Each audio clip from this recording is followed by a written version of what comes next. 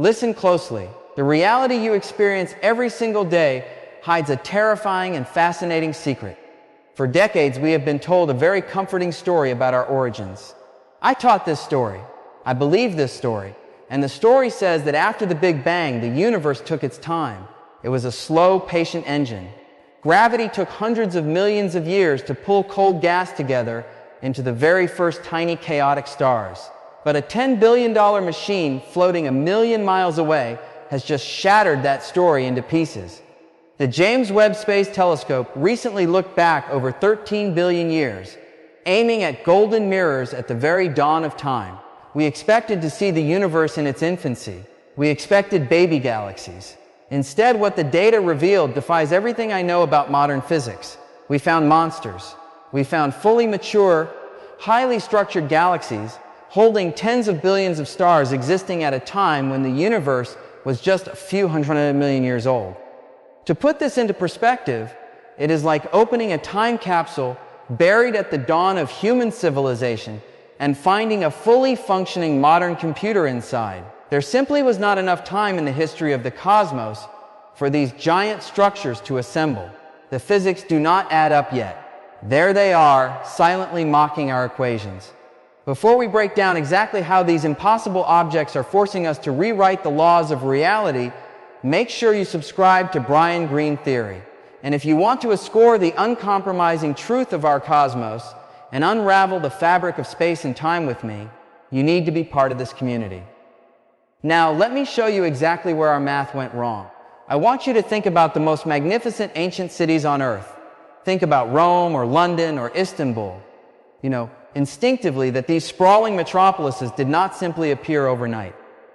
They began as small, humble settlements, perhaps a few simple structures built by a river over centuries, through endless cycles of slow construction, merging populations and expanding borders.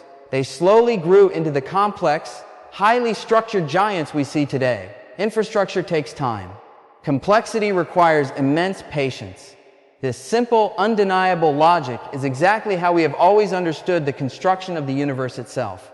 For decades, the rules of cosmic architecture seemed entirely settled. We call our standard blueprint the hierarchical model of galaxy formation.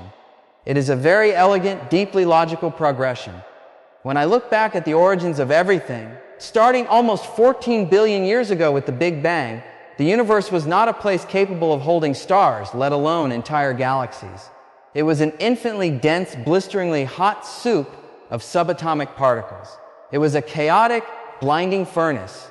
Before gravity could even begin its work of building, the universe had to expand and it had to cool down. It took 380,000 years just for the extreme heat to subside enough for the first complete atoms of hydrogen and helium to safely form.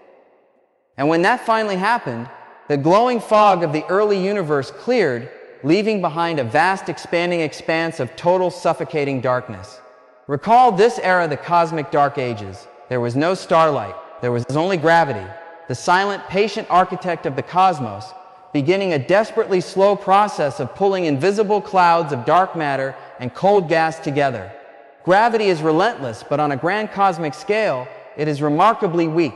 Gathering enough raw, cold hydrogen to ignite even a single star takes millions of years, and gathering enough stars to build a functional galaxy takes billions.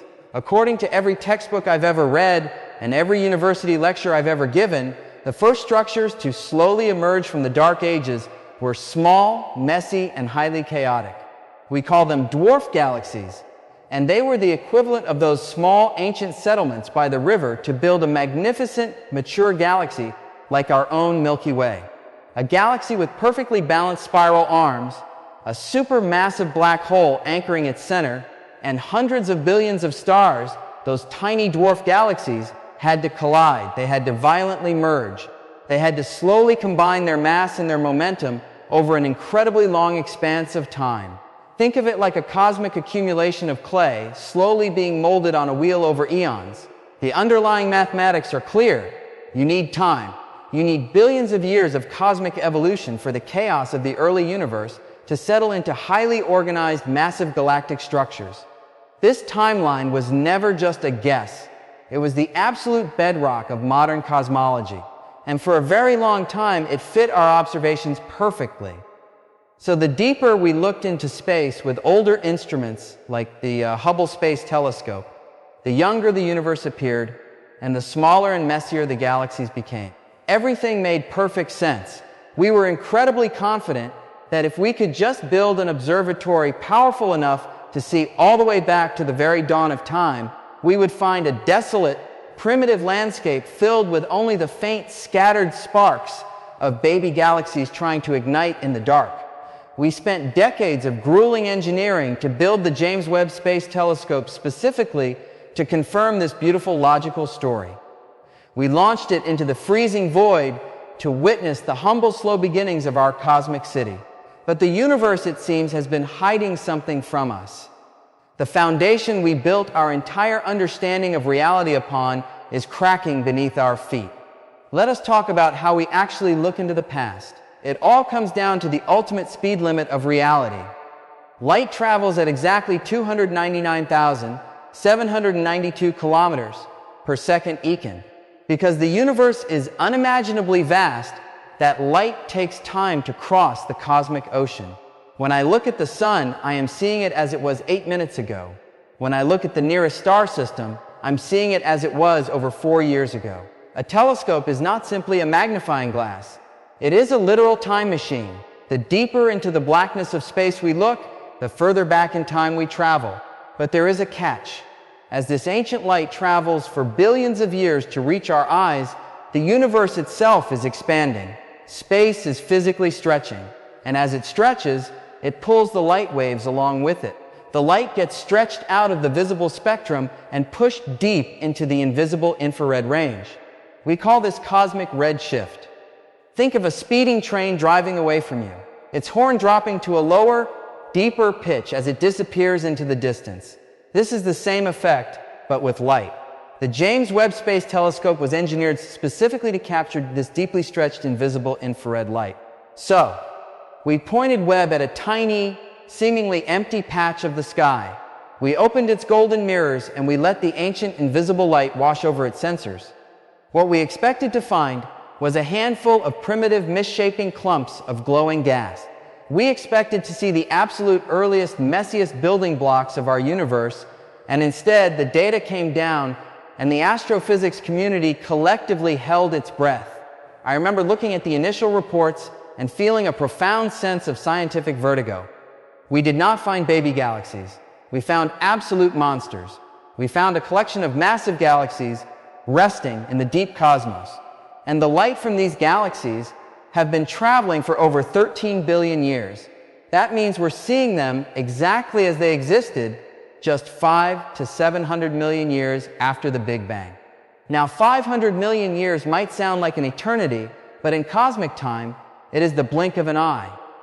It is practically the morning after the universe was born, according to the strict, rigorously tested laws of physics. These galaxies should be infants, and they should hold perhaps a few million stars at most, and their shape should be completely chaotic. But they were not. These early galaxies contained up to 100 billion solar masses and stars. Let me say that again. So the sheer gravity of this discovery sinks in 100 billion times the mass of our sun. They were as heavy, as dense, and as structurally mature as our own Milky Way galaxy. But they existed at a time when the universe was barely 3% of its current age. Imagine you plant an acorn in your backyard. You walk inside, pour yourself a cup of coffee, look out the window 5 minutes later, and there's a towering 100-foot oak tree casting a massive shadow over your entire house. Your mind would instantly reject what your eyes are seeing. You know the laws of biology. You know a tree requires decades of soil, water, and sunlight to build its trunk and its branches. Your immediate thought would be that your eyes are deceiving you, or that the fundamental laws of nature, as you understand them, are completely broken. That is precisely the crisis we are facing right now in cosmology. The existence of these massive mature galaxies so early in time suggests that the dark matter required to hold them together must have formed with impossible speed. Dark matter is the invisible scaffolding of the universe. To build a galaxy of 100 billion stars, you need an unimaginably massive halo of dark matter to pull all that gas together. And gathering that much dark matter simply takes gravity, billions of years to accomplish. Yet the images are undeniable. The galaxies are there. The mystery is no longer about whether we will find the beginning of the universe. The mystery is how the universe managed to skip its own childhood entirely. When faced with impossible data, my first instinct as a physicist is always to assume we made a mistake. For months after the James Webb images arrived, we rigorously questioned our own equipment. We wondered if the telescope sensors were miscalibrated. We wondered if the dust between us and these galaxies was somehow playing a trick on the light, making these objects look artificially heavy or intensely bright, but the independent confirmations kept coming in.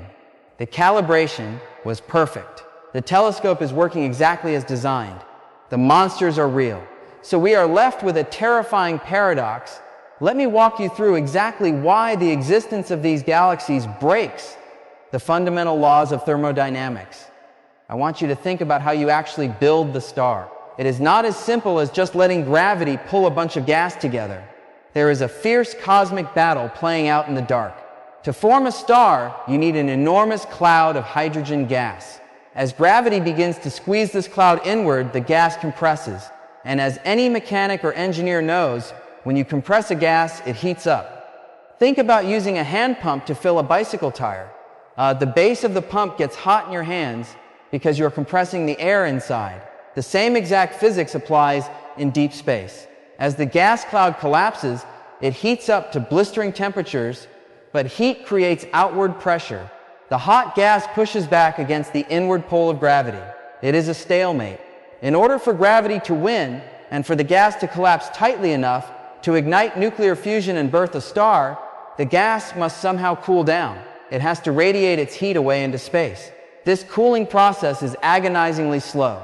Because of this thermal bottleneck, a galaxy can only turn a very tiny fraction of its gas into stars at any given time. Now, imagine you somehow found a way to speed this up. Imagine you force the gas to collapse rapidly, creating millions of massive stars all at once. You run immediately into a second, far more violent wall. We call it stellar feedback. And the most massive stars in the universe burn through their nuclear fuel incredibly fast, and then they die in catastrophic explosions called supernovae. So if you form too many stars too quickly, the resulting wave of supernova will act like a cosmic bomb, blasting all the remaining unformed gas completely out of the galaxy. The construction site destroys itself, and the galaxy starves itself with the very material it needs to grow. This is the absolute speed limit of creation. You cannot build a 100 red billion star galaxy in 500 million years because the heat of compression and the violence of exploding stars will forcefully stop you. Yet to explain what James Webb is seeing, these ancient galaxies must have somehow bypassed the speed limit entirely. The mathematics tell us they would have had to convert nearly 100% of their available normal matter into stars at a blistering, unrelenting pace without blowing themselves apart. It is like watching a stick of dynamite explode, but instead of blowing outward, the force of the explosion perfectly assembles a skyscraper. It makes absolutely no physical sense. And the paradox goes even deeper. At the heart of these massive early galaxies, we are finding supermassive black holes. And these black holes are already millions or even billions of times the mass of our sun. But black holes also have a strict feeding limit. When matter spirals into a black hole, it creates a swirling disk of superheated gas. And if the black hole eats too fast, the intense radiation from that glowing disk pushes the rest of the incoming gas away. We call this the Eddington limit. A black hole physically cannot gorge itself fast enough to grow that massive in this short time since the Big Bang. It would choke on its own light. We are staring at fully grown heavyweight galaxies anchored by impossible black holes existing at a time when the universe was barely out of its infancy. The physical limits of heat, gravity, and radiation insist these objects cannot be there. We have hit a wall in our understanding of reality. To move forward, we must accept that something fundamental in our equations is dead wrong. When a scientist encounters a paradox so sharp that it threatens to cut away decades of meticulous work, we do not throw our hands up in despair. We look for the hidden assumption.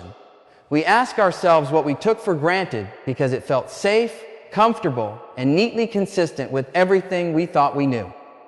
For generations, our cosmological models rested on a foundational premise regarding how stars are born. When we calculate the mass of a distant galaxy by looking at its starlight, we use what we call the initial mass function.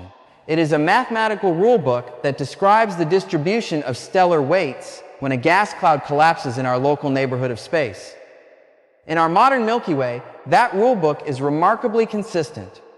For every massive, brilliant, short-lived star that blazes into existence, there is a predictable multitude of small, dim, long-lived stars like red dwarfs. It is a balanced, orderly demographic. We applied that exact same demographic rulebook to the distant early universe. Why wouldn't we? The laws of chemistry and atomic physics are universal. They do not change just because we are looking across billions of light years. But what if the early universe was playing by an entirely different set of rules? What if the environment of the cosmos just a few 100 million years after the Big Bang fundamentally altered how matter condensed? Consider the temperature of the primordial universe. Back then, the background radiation left over from the Big Bang was significantly warmer than it is today. The gas clouds floating through space were not freezing cold. They were bathed in a residual warmth. So, when you have a warmer gas cloud, the internal pressure is higher. To overcome that pressure and force gas to collapse into a star, gravity requires a much larger, much denser concentration of material. This leads us to a radical brain-breaking realization. In the early universe, stars may not have formed as a balanced mixture of heavy and light weights.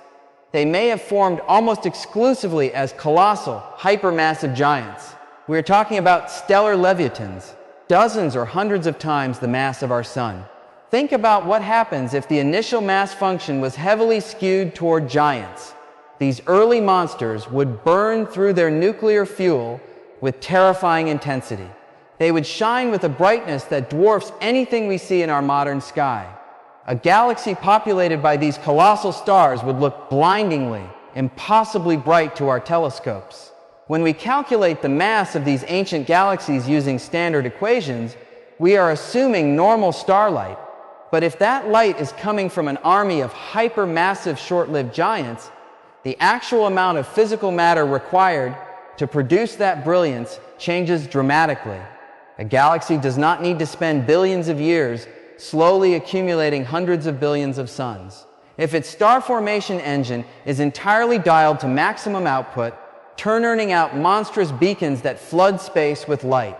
It is like looking at a dense forest and assuming it took a century to grow because the canopy is so thick, only to discover that every single tree is a genetically modified giant that shoots up to full height in a matter of months. Yet, even this ingenious adjustment does not completely solve the riddle. Pushing the star formation rate to its absolute theoretical limit gives us the bright galaxies, but it leaves us staring directly at the second, even more terrifying half of the puzzle. What about the supermassive black holes sitting quietly at their centers? We have found black holes containing billions of solar masses existing at a time when the universe was barely old enough to have walked its first steps. Even if every star in the early universe was a giant, and even if every single one of those stars collapsed directly into a black hole seed, you still run out of time. The simple mechanics of swallowing gas and growing larger have a strict, unbreakable ceiling. This is where your brain begins to fracture.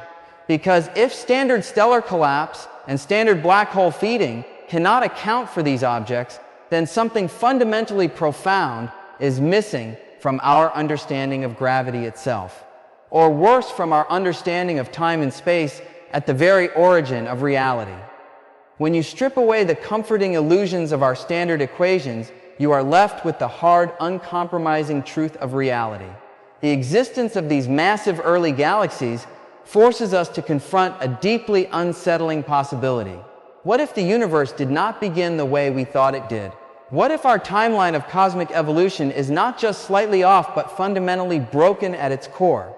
For nearly a century, We have leaned heavily on Einstein's theory of general relativity to explain how gravity behaves on a cosmic scale. It is an extraordinary piece of human intellect. It describes space and time not as a static rigid stage, but as a flexible fabric that bends and warps in the presence of mass. We have tested it near black holes.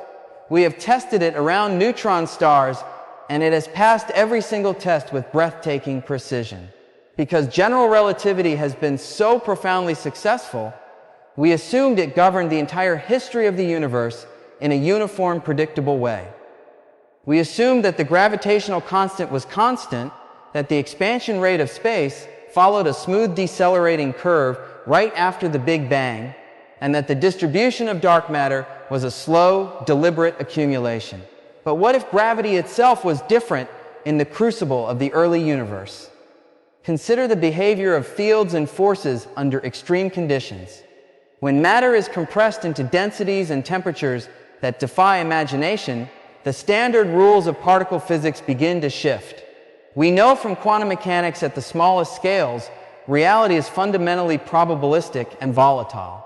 Now scale that volatility up to the birth of the entire cosmos. Some theoretical physicists are beginning to explore a daring, almost heretical idea. What if primordial dark matter possessed properties we have never detected in our modern laboratories? What if dark matter particles were capable of interacting with each other, not just through gravity, but to a hidden self-interacting force unique to the dense conditions of the early universe? If dark matter could collide, stick together, and dissipate energy with unprecedented efficiency, it would completely rewrite the rules of cosmic scaffolding. Instead of waiting billions of years for gravity to slowly drag cold gas into fragile clumps, a self-interacting dark matter network could collapse inward with catastrophic speed. It would create hyperdense pockets of invisible mass almost instantly, providing the massive gravitational anchors needed to pull those giant galaxies together before the universe even had time to catch its breath. It is a brilliant hypothesis, but it comes with a terrifying cost. If we introduce new forces or modify gravity to solve the mystery of these early galaxies, we risk breaking all the other things we thought we understood. The math of the cosmos is a delicate interconnected web. Pull on one thread too hard and the entire structure threatens to unravel. We are forced to admit a humbling truth. We are looking at a universe that is far more alien, far more dynamic, and far more violent than our textbooks ever dared to imagine. The James Webb Space Telescope did not just find old galaxies. It exposed the fragile nature of our own certainty. It reminded us that science is not a collection of final answers, but an endless, beautiful descent into deeper and deeper waters. And the water we are swimming in right now is darker and colder than we ever knew. Every breakthrough we achieve in science extracts a heavy toll on our comfort. We build magnificent instruments. We chase the light across the breadth of the cosmos, and we convince ourselves that we are finally closing in on the grand unified architecture of reality. We write the equations down on our blackboards. We teach them to our students. And we sleep soundly under the illusion that the universe obeys our tidy little rules. And then a golden mirror floats 1,000,000 miles into the quiet void, looks backward toward the dawn of time, and calmly shatters everything we hold dear. The monsters of the early universe are not merely a stubborn anomaly or a temporary miscalculation. They are a profound, unyielding demand for humility. They tell us that the story of our origins is far wilder, far more urgent, and infinitely more sophisticated than our best minds ever dared to dream. The universe did not wait for us to catch up. It did not pause its magnificent engines to give our mathematics time to mature. It exploded into existence, bent space to its will, and built cathedrals of stars when the rest of us were still stumbling in the dark. This is the very essence of exploration. We do not push outward into the black because the answers are easy. We go because the questions terrify us, because the walls we hit force us to grow. And because the unknown is the only true home of the human intellect every time we think we have the cosmos cornered. It reveals a deeper, more magnificent layer of mystery. Before we take our final philosophical step into the quiet of the night, I want to take a moment to address those of you who walk this path of deep inquiry with me. Producing these journeys into the heart of reality requires an immense amount of rigorous research, uncompromising physics, and dedicated storytelling. If the truths we uncover here spark your curiosity and challenge your perspective, consider supporting this channel directly through the YouTube Super Thanks feature below this video. Your contributions ensure that we can keep shining a light into the darkest corners of the cosmos together. Now let us step back and look at the ultimate horizon.